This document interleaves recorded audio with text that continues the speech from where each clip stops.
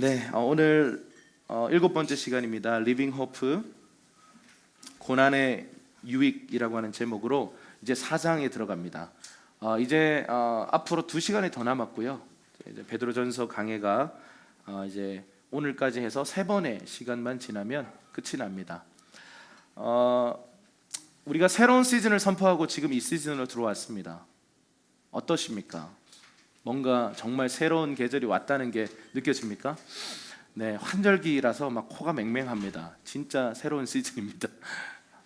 네, 웃자고 한 말입니다. 네. 새로운 시즌이 바뀌고 나면요, 시즌이 이렇게 체인지 되는 그 환절기 때는요, 영적으로도 감기 조심하셔야 합니다.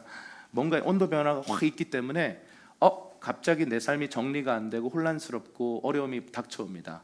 저는 분명히 믿습니다. 최근에 조금 혼란스럽긴 했는데 이 한국의 이 극단적인 이 진영들이 갈라지는 이 장면을 보면서, 그리고 또 교단 안에 슬픈 소식들이 막 나타나는 것들을 보면서 하나님께서 이 한반도에 통일을 가져오실 거라는 그런 믿음들이 새롭게 좀 일어나는 시간들이었습니다. 왜냐하면 하나님 하시려고 하는 그 일의 반대 정신을 사단은 막 풀어놓거든요.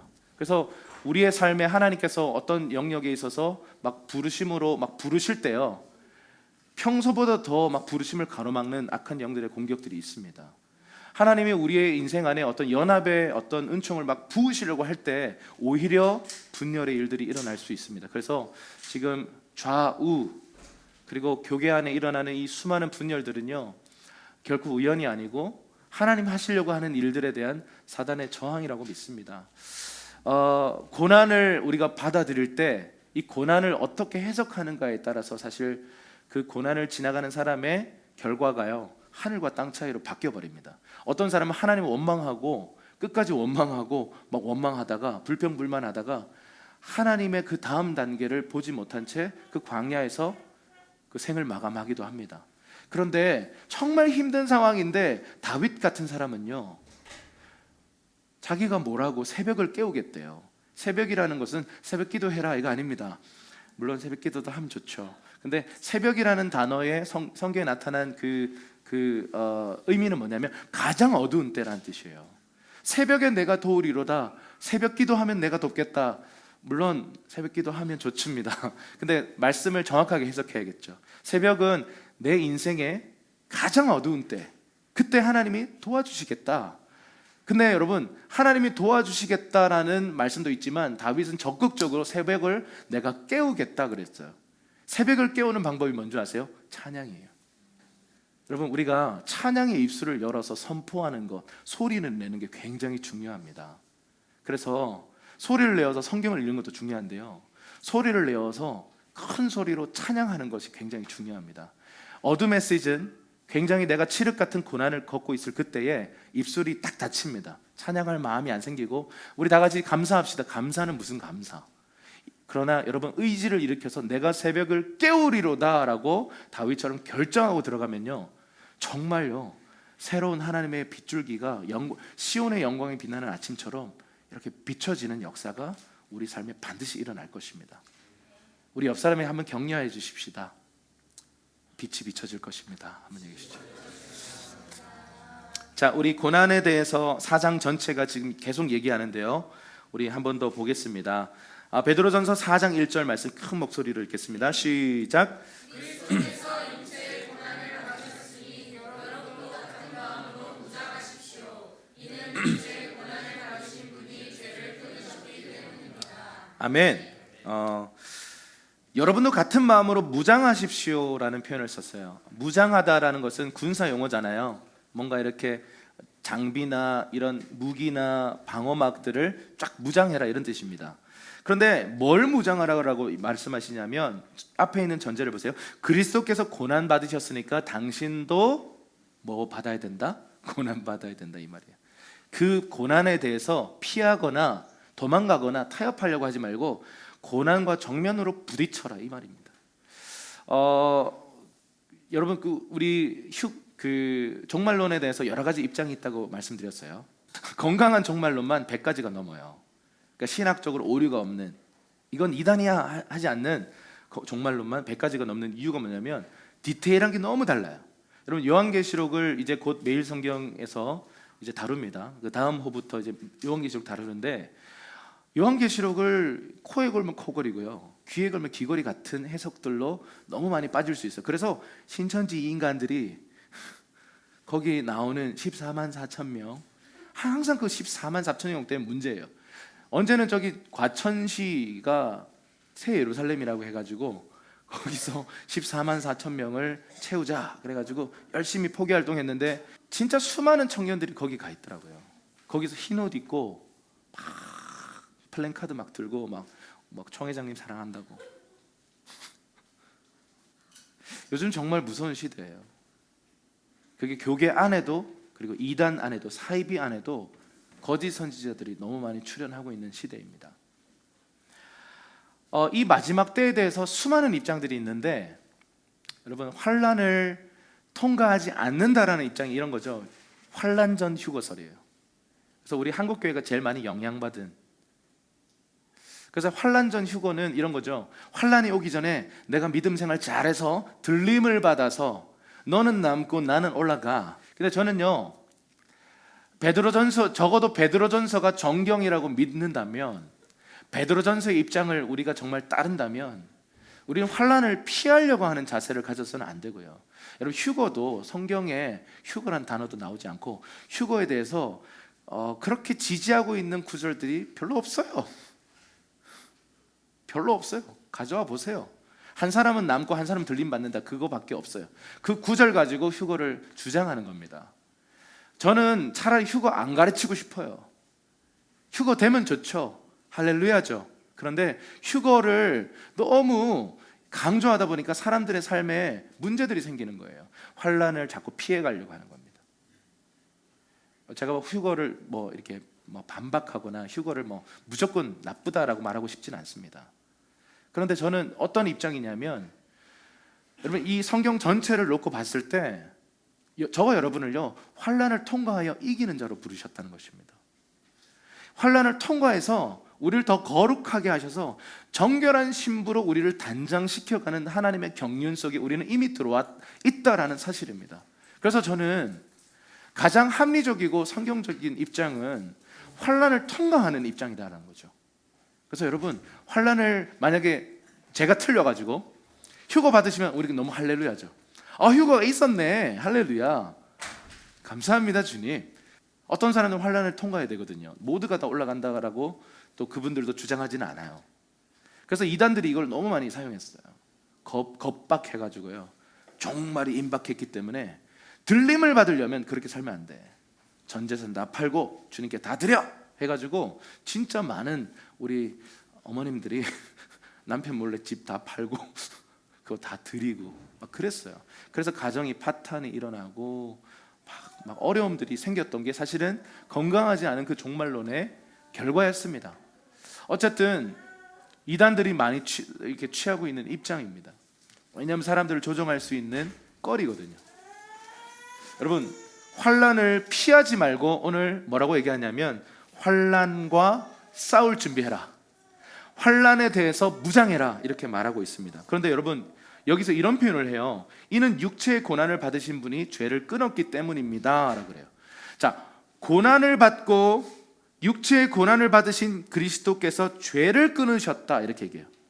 이게 약간 무슨 뜻일까요?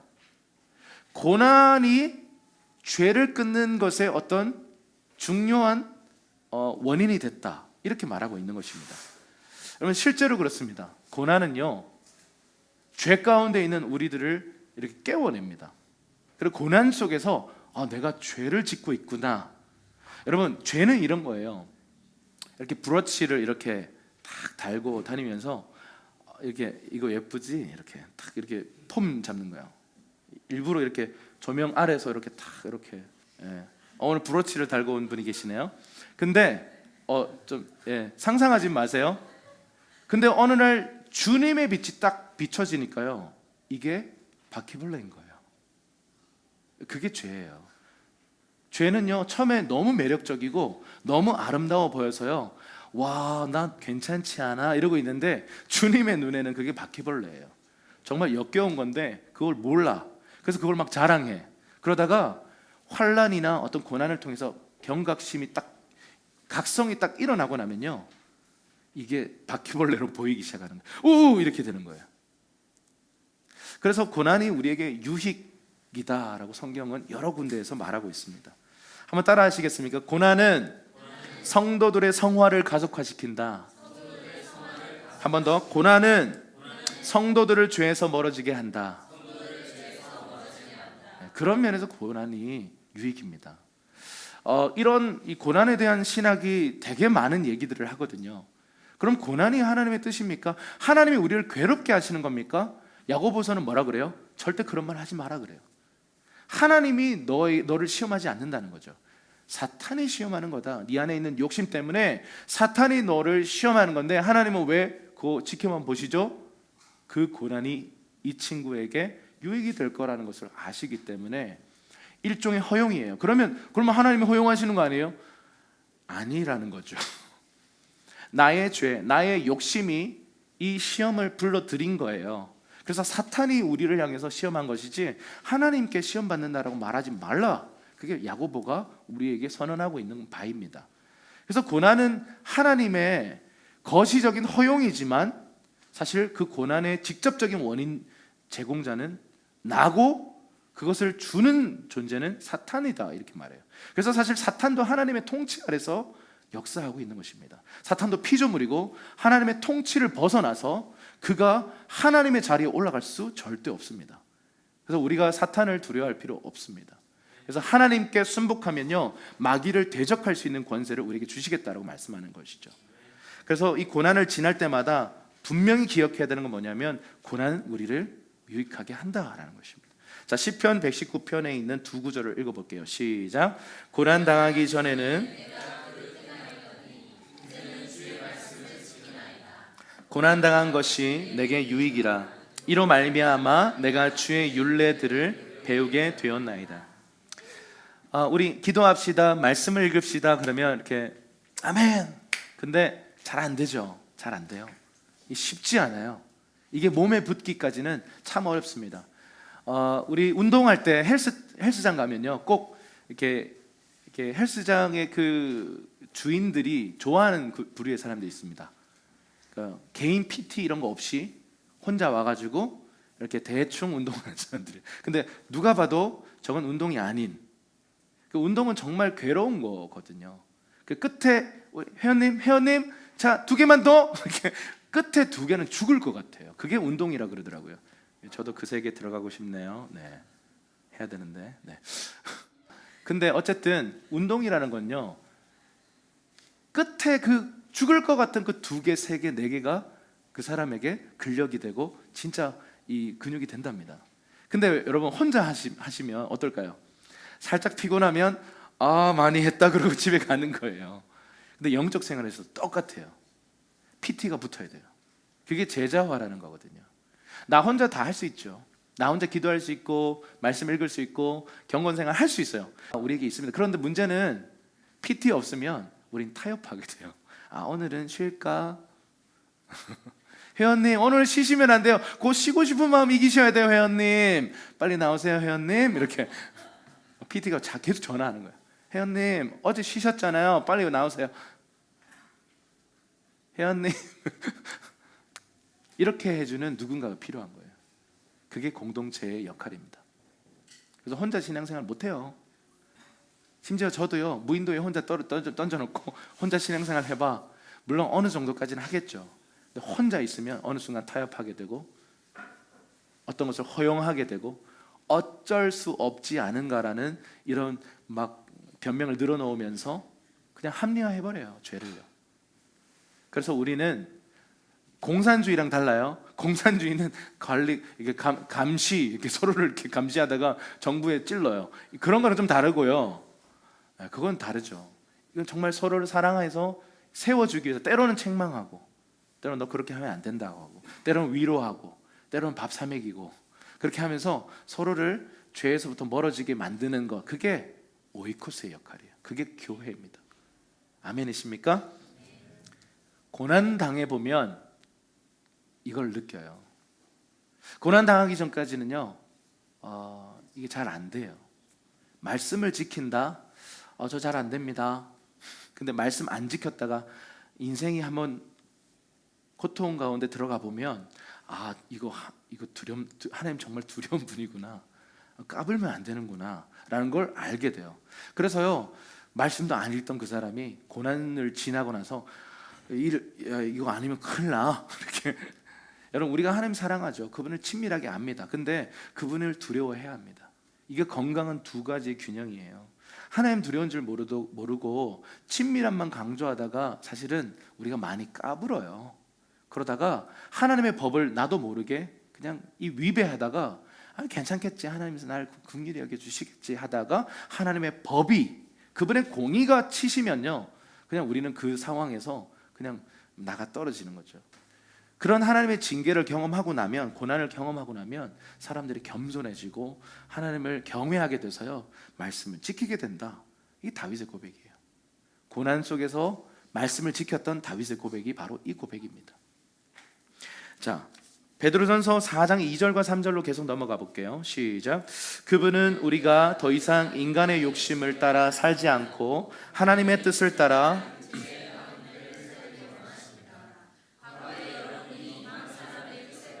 음란과 정욕과 술취함과 방탕과 향락과 가증한 우상 숭배에 빠졌던 것은 그것으로 충분합니다. 인간적인 욕심을 따르는 옛날 방식, 옛사람의 방식을 우리는 다 벗어버린 존재입니다. 그런데 자꾸 그 옛사람의 습관들이 자꾸 올라오죠. 자꾸 올라옵니다. 그게 첫 번째로 딱 우리에게 대두되는 게 음란이에요. 음란. 성적인 죄예요. 성적인 죄. 수많은 사람들이요, 성적인 죄 때문에 부르심의 자리에서 도망갑니다. 특히 예배 사역자들, 무대 앞에 서는 사람들, 수치심 때문에. 사탄이 우리에게 그렇게, 너 같은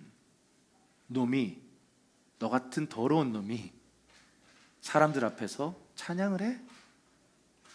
네 찬양을 하나님이 받으실까? 더러운 찬양을 막 정죄하거든요.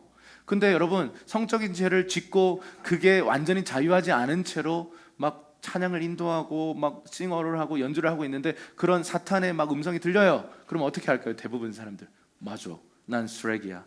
또 쓰레기 증후군이 막 도져가지고 쓰레기 이러면서 막, 목사님 전 쉬겠다 뭐 이러고 막 이렇게 하는 겁니다. 왜 그러냐? 그러니까 말도 안 하고, 이유도 말 못하죠. 부끄러우니까. 막 난 쓰레기라고, 자격 없다고. 여러분, 그 복음이 없는 거잖아요. 여러분, 이 성적인 죄가 우리 인생에 마치 너무 깊은 수렁과 같은 영역이에요.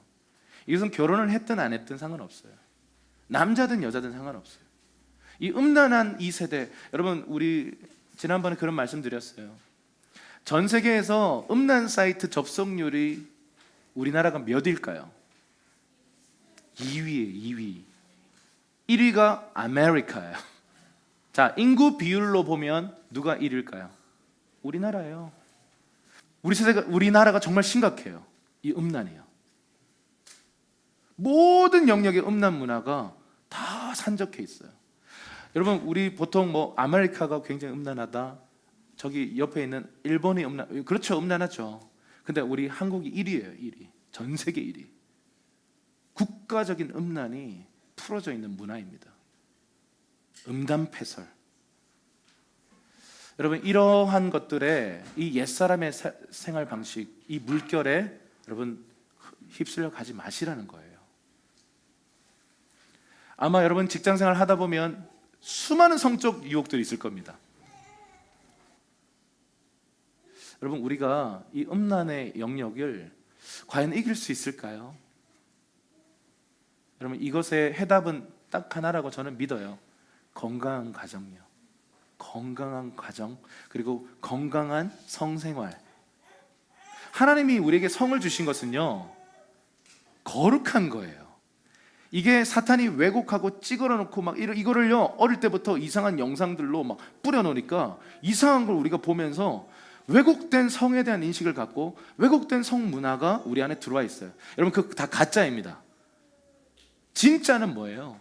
하나님 우리에게 허락하신, 정말 언약 가운데 허락하신 그 배우자, 라고 하는 카테고리 안에서요, 이걸 풍성하게 누려야 합니다. 아멘. 근데 이게 좀 잘 안 될 수 있죠. 여러 가지 이유로 잘 안 될 수 있어요. 그런데 이걸요, 부부가 서로 노력하면서 그 부부 관계 안에서 정말 아름답고 풍성한 성생활을요 누리셔야 돼요. 그게 하나님 뜻입니다. 여러분, 성은요 가정 안에서 아름답게 누려져야 되는 것입니다. 그래서 이 자리에 있는 배우자 여러분, 서로에게 헌신하셔야 돼요.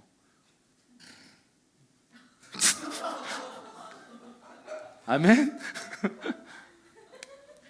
그리고 우리 이곳에 있는 싱글 여러분, 힘드실 거예요. 그런데 사도 바울도 못 참으면 빨리 혼인해라 이렇게 얘기했는데, 여러분 기도하십시오. 기도하시고 그것이 나에게 너무 올무가 되지 않도록 건강하게 교제하고 사랑해서 아름다운 가정을 꿈꾸시면서 그 가정 안에서 누리게 될 그날을 위해서 지금은 절제하고 참으셔야 돼요.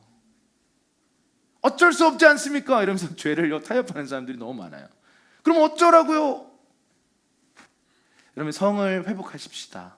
교회가 회복해야 돼요. 교회가 이걸 메시지를 던져야 되고 다음 세대에게 가르쳐줘야 돼요. 여러분, 다음 세대들이 교회 안에서 이렇게 자라고 있는데 설문조사를 했어요. 사랑하면 자도 된다.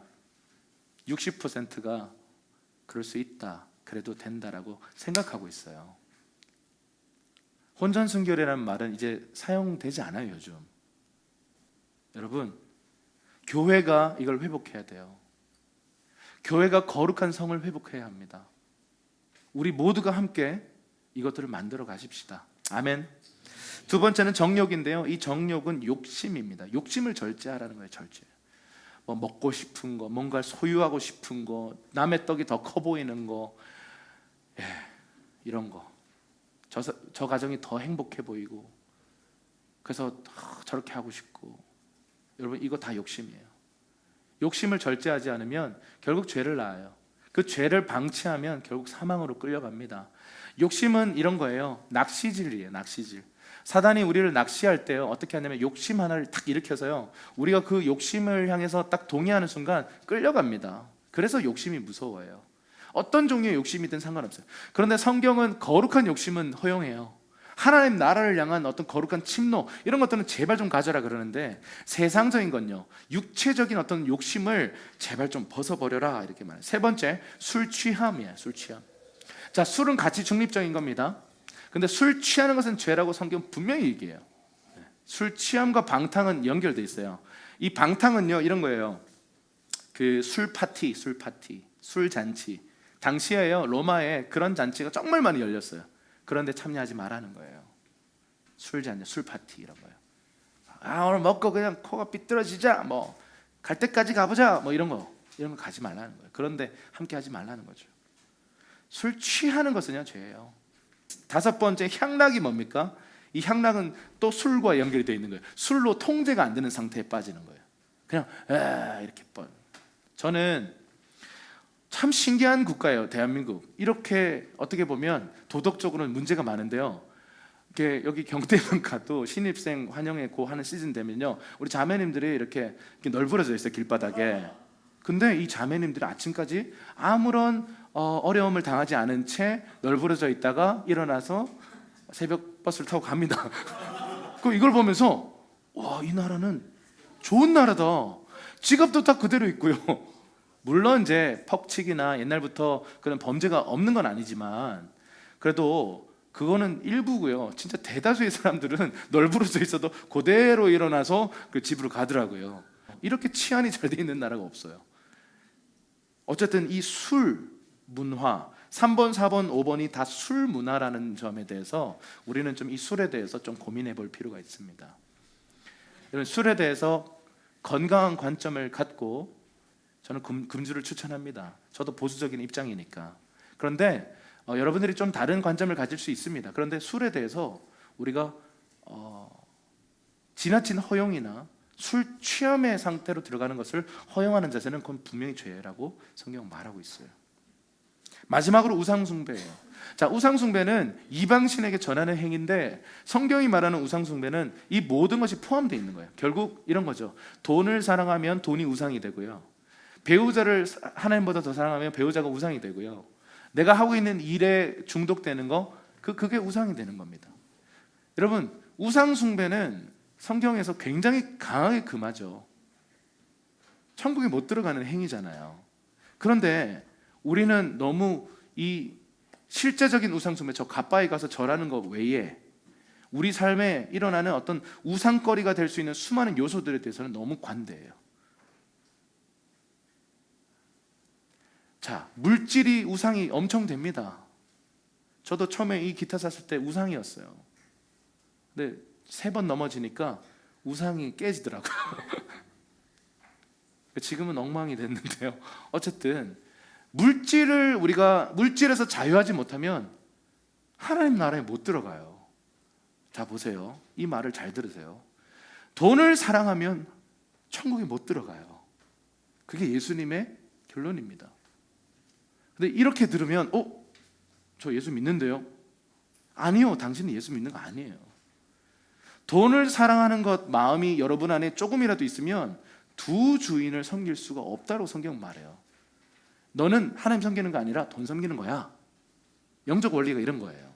두 개를 같이 공존할 수 없다는 거죠. 하나님이 여기서는 사라지는 거고 돈을 사랑하는 거야. 예수님의 말씀이 좀 셌어요. 한번 읽어볼게요. 야고보서인데 그 위에 욕심이 잉태한즉, 읽어볼게요. 시작. 욕심이 잉태한즉 죄를 낳고 죄가 장성한즉 사망을.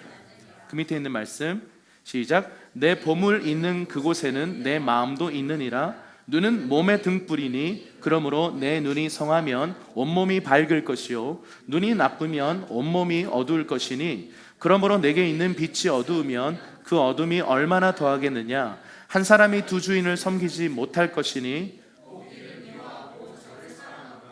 이를 저를 경히 여김이라. 너희가 하나님과 재물을 겸하여 섬기지 못하느니. 여러분, 우리가 이 돈 문제에 대해서 자유하지 못하면 주님은 뭐라고 말씀하시냐면 하나님 나라에 들어갈 수 없다 이렇게 말해요. 부자는 하나님 나라에 들어갈 수 없다 이렇게 얘기해요. 근데 그게 돈 많으면 천국 못 간다 이런 얘기가 아니라 돈에 대해서 이렇게 많은 소유를 갖고 있는 사람일수록 돈을 사랑할 확률이 높아요. 돈을 사랑하면 일만 악의 뿌리라고 했어요. 여러분, 이 돈의 영역에 있어서 마지막 때 일어나는 이 엄청난 영적 전쟁을 보십시오. 돈 때문에 지도자가 무너지고 돈 때문에 교회가 무너지고 돈 때문에 개인이 무너지고 박살이 나고 있는 시대입니다. 우린 지금 이 돈의 영역에 대해서 철저하게 하나님 말씀으로 돌아가야 해요. 근데 여러분, 이 돌아가려면 용기가 필요해요. 저는 최근에 들어서 이 헌금에 대해서, 연보에 대해서, 11조에 대한 다양한 신학적인 의견을 듣고 있어요. 그리고 일부분 신약의 시대에 살 때 신약적 관점에서 구약을 너무 구약적 율법적인 해석으로 가져오는 것에 대해서는 이것은 사실 해석학적으로 문제가 있는 건 맞아요. 그런데 영적인 원리는 시퍼렇게 살아있어요. 그럼 우리가 주일날 모일 필요도 없죠. 안식일이 아닌데요. 안식일은 금요일 저녁부터인데 샤밧이잖아요, 그때가. 그러면 우리가 왜 이 교회사의 전통에 따라서 안식일의 영적 원리를 따라 부활하신 예수님의 3일째 되는 이 날에 계속 모여왔을까요? 매주일마다요. 그래서 주일 성수 그랬잖아요. 저는 처음에 신앙생활 할 때요, 돈 쓰면 혼나는 교회 다녔어요. 주일날 돈 쓰면 안 돼요. 그래서 버스는 괜찮나? 왜 버스는 괜찮지? 이렇게 막 혼자 막 불만과 막 반항심에 가득 찼어요. 근데 지금 생각해 보면 그때는 너무 답답했는데 이제는 좀 뭔가 아는 척하고 난 자유해, 주의 영 안에서 자유합니다. 근데 그분들의 정신이 고귀하다는 것을 이제 좀 알겠어요. 그분들 장도요, 주일날 못 보니까 토요일날 다 보고요, 진짜 돈을 막 아예 안 쓰시더라고요. 토요일 저녁부터요, 주일 성수를 위한 준비가 들어가요. 이 지폐를 다려요, 헌금을 위해서. 그리고 토요일 저녁에는 스케줄을 안 잡아요. 그리고 왜냐하면 주일을 아침부터 가서 섬기고 봉사하고 예배드리고 하기 위해서 최상의 컨디션을 유지하는 게 주일 성수의 정신이라고 배웠어요, 그때는.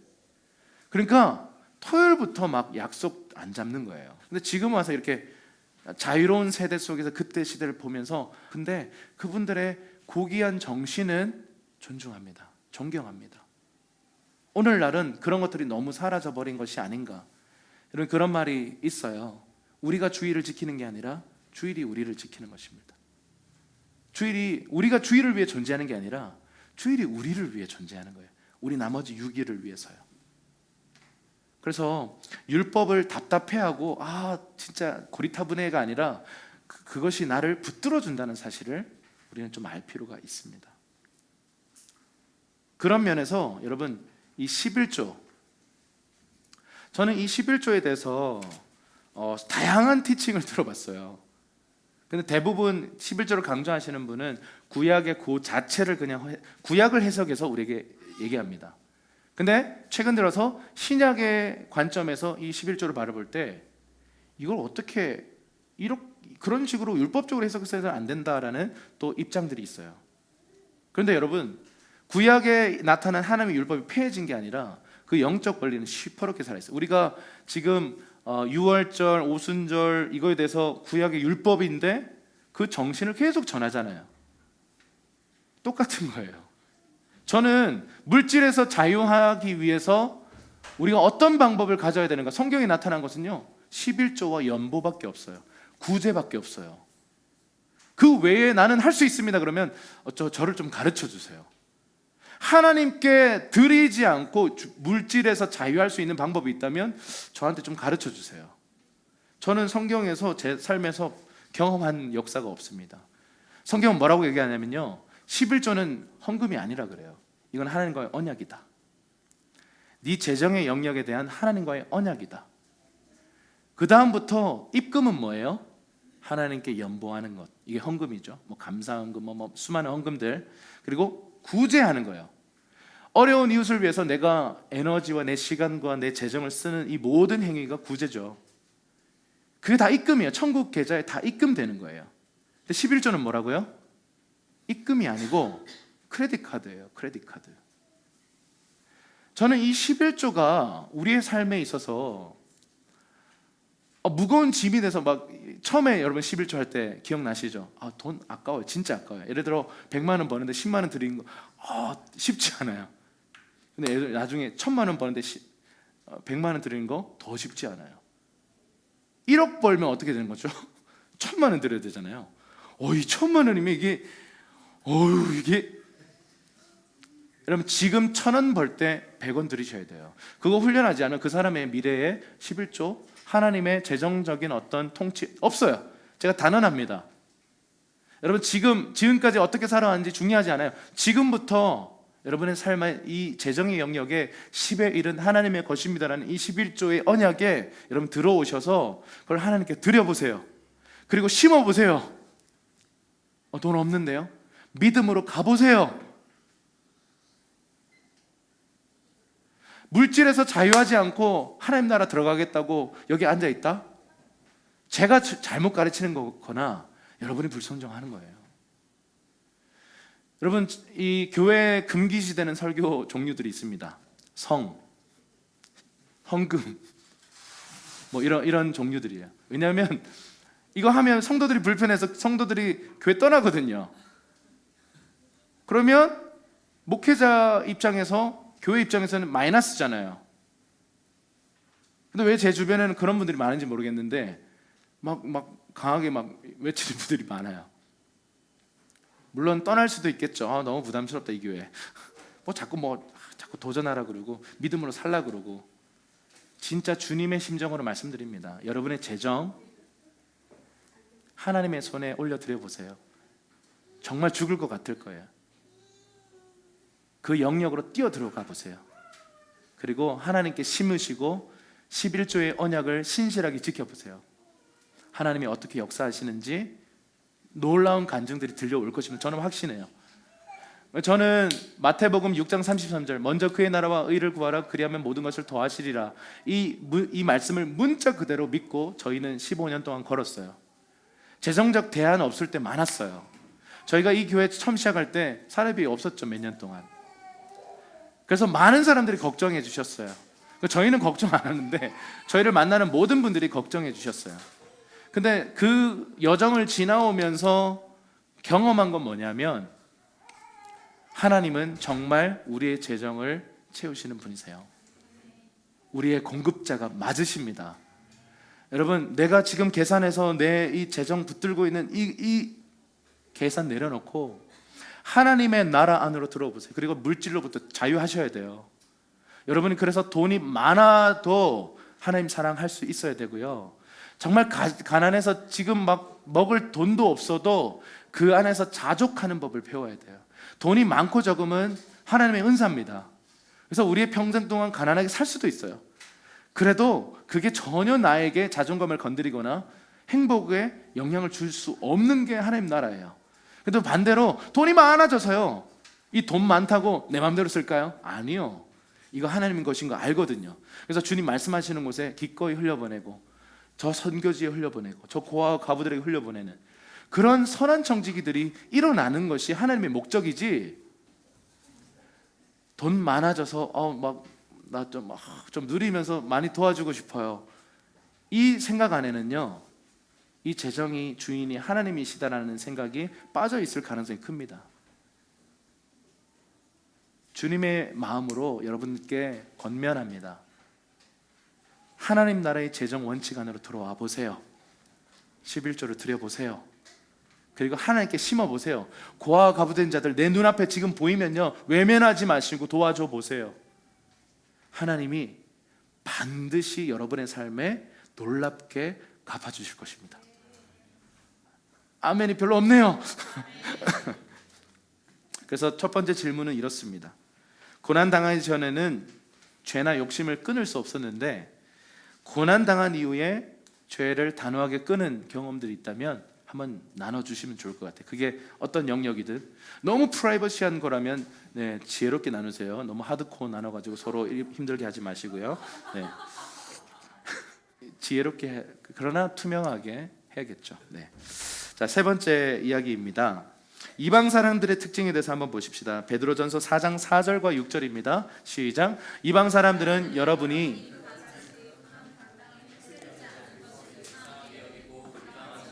그들은 산 사람과 죽은 사람을 심판하기 위해 예비하신 분에게 바른 대로 고하게 될 것입니다. 이 때문에 죽은 사람들에게도 복음이 전파됐는데 이것은 그들이 육체로는 사람들을 따라 심판을 받지만 영으로는 하나님을 따라 살게 하려는 것입니다. 한마디로 이런 거예요. 이방 사람의 특징은 이 극한 방탕의 물결에 휩쓸려가는 라이프 스타일이에요. 어쩔 수 없지 않나, 그러고는 이 시대적인 죄의 물결에 그냥 나도 떠내려가는 삶입니다. 그런데 하나님의 사람, 성도들은 어떤 사람들이에요? 거기에 휩쓸려가지 않는 사람들입니다.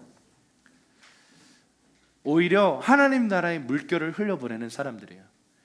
여러분, 우리 혼자는 힘들어요. 근데 공동체가 함께하면 가능합니다. 나 혼자 어떤 스트리밍을 만드는 거는 쉽지 않아요. 그런데 함께하면요, 어떤 스트림을 만들 수 있어요. 거룩한 문화, 거룩한 물결들이 우리 가정과 우리의 일터와 우리의 삶에 그렇게 세워질 수 있도록 하나님 우리를 부르시고 계십니다. 그런데 여기 보면 이상한 그런 느낌이 있는데, 여기 보면 이런 표현이 있죠. 밑줄 그은 부분에 죽은 사람에게도 복음이 전파됐다. 지난 시간에 옥에 갇힌 영들처럼 뭔가 뭐지? 죽은 사람에게 복음이 왜 전파되지? 이런 생각이 있습니다. 그래서 이런 해석이 있어요. 지옥으로 가셔서 예수님이 전도하셨다. 그래서 지옥에 있는 백성들도 하나님이 은혜를 주시면 천국 갈 수 있다, 이런 교리를 만들어내는 그런 교파도 있습니다. 그런데 이것은 성경적이지 않죠. 이 문맥을 항상 봐야 해요. 여기 보면 이렇게 되어 있습니다. 그들은 육체로는 사람들을 따라 심판을 받지만 영으로는 하나님을 따라 사는 사람들이다, 이 말이에요. 이게 뭘까요? 누굴까요, 이 사람들이? 예수 믿다가 죽은 사람들이에요. 고난과 핍박과 환난 속에서 죽임 당한 사람들. 그런데 이 사람들은 육체는 죽임을 당해도 영은 손댈 수 없다, 이런 뜻입니다. 여러분, 우리가 지금 베드로는 어디까지 각오하라는 거예요? 죽는 것도 각오하라는 거예요. 주님이 건져주실 거다. 우리 그런 거 항상 기대하잖아요. 다니엘과 세 친구들 보면 풀무불 속에서 보호해 주셨다, 사자굴 속에서 보호해 주셨다. 그런데 베드로가 우리에게 가르치는 자세는 뭐예요? 죽임을 당해도 타협하지 마라. 죽임을 당해도 고난과 정면으로 충돌해라. 지금 그 얘기하고 있어요. 그러니까 이 말은 뭐냐면 죽임을 당할 수도 있다는 슬픈 예감을 가져라, 이게 아니고요. 그냥 죽음을 결정해라는 거예요. 이순신이 얘기했습니다. 죽고자 하는 자는 살 것이요 살고자 하는 자는 죽을 것이다. 성경의 메시지잖아요. 무슨 일을 할 때, 어떤 일에 뛰어들 때 나를 보호하고 막 내 유익을 챙기면서 하는 게 아니라 살신성인의 정신으로 나를 그냥 죽고자 하는 마음으로 달려들면 얻을 것이다. 그렇게 주님 말씀하셨어요. 근데 진짜 죽으면 그건 순교죠. 그건 영광스러운 하나님의 상급입니다. 순교에 대해서 여러분 어떻게 생각하세요? 저는 자신 없어요. 저도 자신 없어요. 순교의 수많은 스토리를 들어보면 전 자신 없어요. 만약 우리 중에 저는 자신 있습니다 이런 분이 계시다면 축복해요. 먼저 가 계세요. 근데 아무나 순교하는 건 아니더라고요. 주님이 아주 특별한 그런 특별한 은총 가운데 있는 사람들을 순교하게 하시더라고요. 여기 초신자들 좀 부담스러워. 오늘 되게 부담스러워요. 모든 게 다 부담스러워. 죄 막. 근데 저도 이거 준비하면서 부담스러웠어요. 왜 오늘 본문이 이렇게 좀 빡시지? 이렇게. 근데 여러분 하나님 말씀이 우리에게 말씀하고 있어요. 죽는 것도 나에게 유익이다. 그렇게 말씀하고 있습니다. 그러면서 마지막 교훈을 주고 있어요. 우리 옆 사람에게 성경의 말씀을 대언합시다. 정신 차리라. 베드로전서 4장 7절부터 11절입니다. 시작. 만물의 마지막이 가까이 왔습니다. 그러므로 여러분은 정신을 차리고 깨어 기도하십시오. 무엇보다도 서로 깊이 사랑하십시오. 사랑은 허다한 죄를 덮습니다. 서로 대접하기를 불평 없이 하십시오. 각자 은사를 받은 대로 하나님의 각양 은혜를 맡은 선한 청지기 같이 서로 섬기십시오. 누구든지 말을 하려면 하나님께서 말씀하시는 것 같이 하고 누구든지 섬기려면 하나님께서 공급하시는 힘으로 하는 것 같이 하십시오. 이는 모든 일에 하나님께서 예수 그리스도로 인해 영광을 받으시게 하려는 것입니다. 영광과 능력이 세세무궁토록 그분께 있기를 빕니다. 아멘. 성경은 오늘 이 4장의 사실 무거운 여러 가지 주제들을 말하면서 우리에게 결론적으로 외치고 있어요. 정신 차려 이 친구야 라고 말하고 있습니다. 정신을 차리십시오 라고 말하고 있습니다. 여러분 만물의 마지막이 가까이 왔습니다. 마지막 때 중에 마지막 때라고 말하고 있습니다. 예수님의 재림이 임박해 있어요. 얼마 안 남아서 복음의 완성이에요. 하나님 나라의 완성이 얼마 안 남았어요. 이때 우리가 잠들어 있다면 이건 정말 손해예요. 이때야말로 정말 깨어서 정신 차리고 기도할 때입니다. 여러분 우리 교회가 지금 기도의 집으로서 좀 선포하고 시작을 했지만 아직 좀 이제 막 걸음마 단계, 이제 막 아장아장 하는 것 같아요. 그래도 이렇게 시작하니까 참 많은 분들이 와서 기도하는 것이 너무 감사하고 좋아요. 그런데 아직 우리에게 좀 더 전략이 필요하고 계시가 필요하고 교회는 기도의 집이다라고 하는 이 하나님의 계시가 우리에게 정말 필요한 때입니다. 이거는 무거운 율법으로 여러분에게 뭔가 짐을 지어드리려고 하는 게 절대 아니에요. 우리 존재가 내가 기도의 집이 되어야 해요. 여러분의 가정이 기도의 집이 되어야 해요. 그것이 우리를 향한 하나님의 부르심이라는 사실을 우리가 깊이 인식할 필요가 있어요. 집에 가서 널브러져 있는 것이 아니라 우리가 가는 곳곳마다 기도의 문화를 세워가야 합니다. 그것에 하늘의 문을 활짝 열어놓아야 합니다. 어떤 집 가보면요 정말 그래요. 근데 어떤 집 가면 임재가 있어, 회복이 있어, 평강이 있어. 여러분의 집이 기도의 집이 되기를 주님의 이름으로 축복합니다. 그래서 사람들이 왔을 때요 그분의 임재를 느끼는 거죠. 여러분 만약에 사무실을 하고 있으면 거기가 기도의 집을 되게 만들면요 사람들이 뭔지도 모르고 그냥 좋아요. 기쁨이 있어요. 여기만 오면 기분 좋다. 왜 그런지 그 사람들은 모르죠. 영적인 이유가 있어요. 여러분 우리가 정신 차리고 첫 번째로 해야 되는 것은 깨워서 기도하는 겁니다. 이게 1번이에요. 기도는요 우리의 모든 것의 기초가 되는 부르심입니다. 기도를 어려워하지 말고 기도를 누리는 단계까지 즐겁게 기도하는 그런 문화를 우리 교회가 만들어 가길 바랍니다. 두 번째, 서로 깊이 사랑하십시오. 여러분 사랑하다 보면 권태기도 오고 갈등기도 와요. 그런데 무엇보다 뜨겁게 사랑하래요. 뜨거운 사랑은 어떤 거죠? 우리가 지금 이 공동체 안에서 해야 할 첫 번째 일은 깨워서 기도하는 거고요. 두 번째, 뜨겁게 서로 사랑하는 거예요. 그리고 그 사랑의 대상이 저 인간 진짜 이런 인간이라도 허다한 죄를 사랑으로 덮어주래요. 자꾸 그거 들춰보고 이렇게 너 죄지었어, 넌 합당치 않아 하지, 비판하고 정죄하지 말고요, 사랑으로 덮어 놓으래요. 덮어 놓어. 뜨겁게 사랑하라는 거예요. 그래서 그 사람도 회개하고 죄에서부터 빠져나올 수 있도록. 아멘. 세 번째, 불평 없이 서로 대접하라. 나는 해주는데 너 왜 안 해줘? 이런 말 하지 말고 그냥 대접하라. 여러분, 기독교의 황금률이 뭐예요? 대접받고자 하는 그 행동을 네가 대접해라는 거예요. 이런 거예요. 나 좀 존중해줘.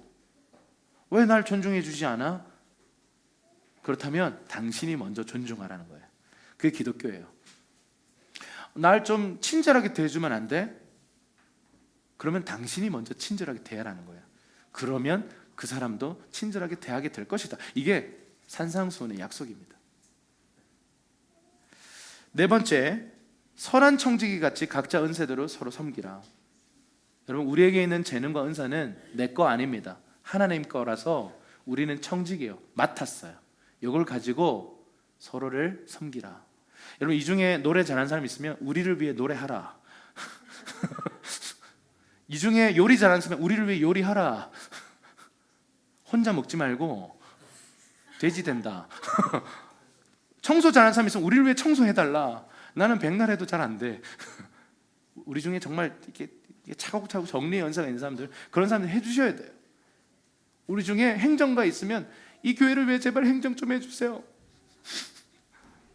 돈 계산 잘하는 분들 있으면 나중에 재정팀 열 때 헌신해 주세요. 할렐루야. 여러분, 이게 내 안에 있는 은사를 가지고 서로 섬기라 이 말입니다. 다섯 번째, 모든 일에 하나님으로부터 말미암는 능력으로 하라. 말을 할 때는 그리스도가 말하는 것처럼 하고, 뭔가를 내가 섬길 때는 하나님을 향해 섬기는 것처럼 하라 이 말입니다. 그리고 이 모든 것이 하나님께 영광이 되게 하라라고 조언하고 있습니다. 이 모든 것의 시작점은 정신 차리라예요. 정신 차리라.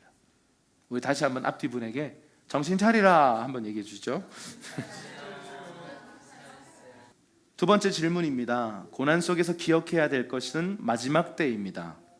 마지막 때 주의 제 이름을 기억할 때 우리는 깨어날 수 있습니다. 나는 지금 깨어있는 삶을 살고 있는지, 혹시 그렇지 못하다면 자신을 오픈하고 기도를 부탁하시면 좋겠습니다. 마무리할게요. 고난은 아픈 거고 힘든 겁니다. 그것이 우리의 삶에 여러 형태로 옵니다. 재정적인 것으로, 건강으로, 관계로, 또 우리의 상황으로, 수많은 방법으로 우리를 고통스럽게 하는 상황이 몰려옵니다. 근데 고통 자체가 하나님 뜻은 아니에요. 오해하셔서는 안 돼요. 하나님은 언제나 선하신 분이십니다. 하나님 우리에게 가장 좋은 것으로 상 주시기를 기뻐하시는 분이십니다. 그래서 하나님에 대한 오해를 벗어나고, 그러면 이 고난은 뭔가, 고난이 왜 오는 거지? 여기에 집착하기보다 이 고난을 어떻게 대해야 되지를, 이 베드로가 얘기하는 것처럼 거기에 올바른 자세로 무장해라라는 것입니다. 고난 앞에 무장하셔야 합니다. 그리고 이 고난을요, 주님의 마음으로 견디고 통과하다 보면 어느 날 죄의 영역이 자유케 되어지는, 죄를 이길 수 있는 존재가 되어 있는 나 자신을 발견하게 될 것입니다. 정신을 차리고 기도하며 주님 앞에 깨어 있는 삶을 살아가십시다. 함께 기도하겠습니다.